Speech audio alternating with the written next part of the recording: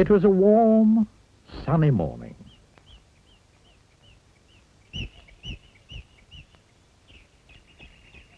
In his small house at the other side of the wood, Mr. Tickle was asleep. You didn't know that there was such a thing as a tickle, did you? Well, there is. Tickles are small and round, and they have arms that stretch and stretch and stretch. Extraordinarily long arms. Mr. Tickle was fast asleep. He was having a dream. It must have been a very funny dream, because it made him laugh out loud. And that woke him up. He sat up in bed, stretched his extraordinarily long arms, and yawned an enormous yawn. Mr. Tickle felt hungry, so do you know what he did? He reached out one of his extraordinarily long arms, opened the bedroom door, reached down the stairs, opened the kitchen door, reached into the kitchen cupboard, opened the biscuit tin, took out a biscuit, brought it back upstairs, and back to Mr. Tickle. As you can see, it's very useful indeed, having arms as long as Mr. Tickle's. Mr. Tickle munched his biscuit. He looked out of the window. Today looks very much like a tickling day, he thought to himself. So, later that morning, after Mr. Tickle had made his bed and cooked his breakfast, he set off through the wood.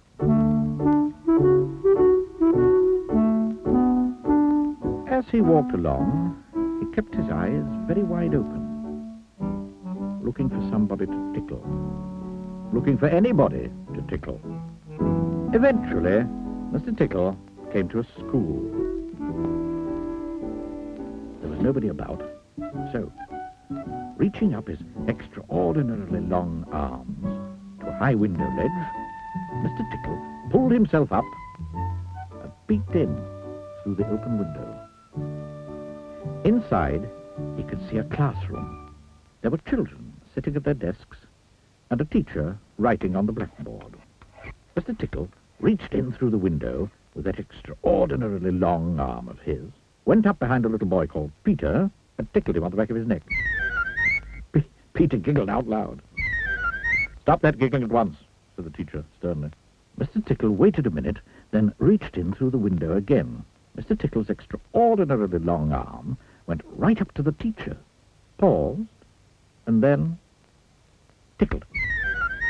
The teacher jumped in the air and turned round very quickly to see who was there. But there was nobody there. Mr. Tickle grinned, a mischievous grin. He waited another minute and then tickled the teacher again.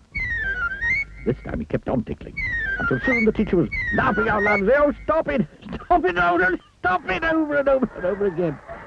All the children were laughing too at such a funny sight. There was a terrible pandemonium.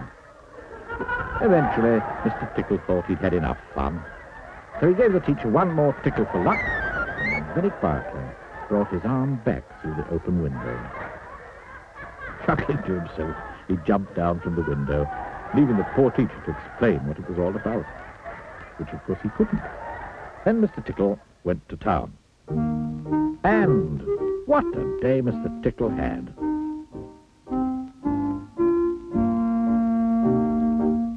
The policeman on traffic duty at the crossroads in the middle of the town. It caused an enormous traffic jam.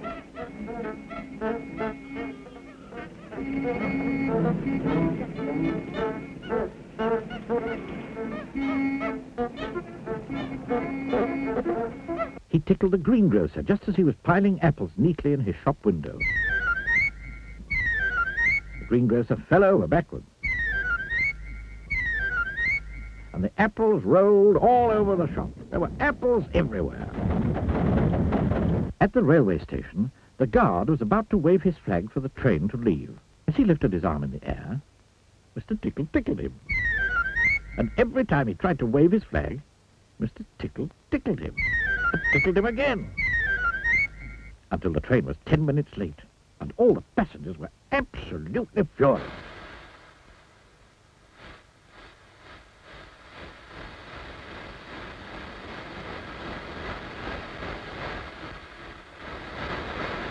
That day, Mr. Tickle tickled everybody. He tickled the doctor. He tickled the butcher.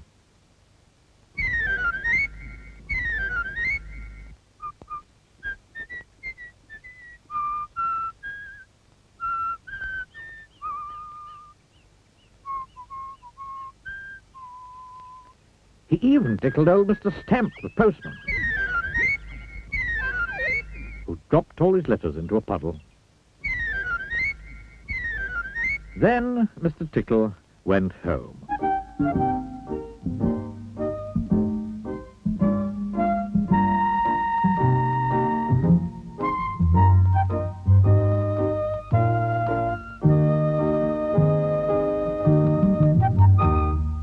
Sitting in his armchair in his small house at the other side of the wood, he laughed and laughed and laughed every time he thought about all the people he'd tickled. Oh, dear. Oh,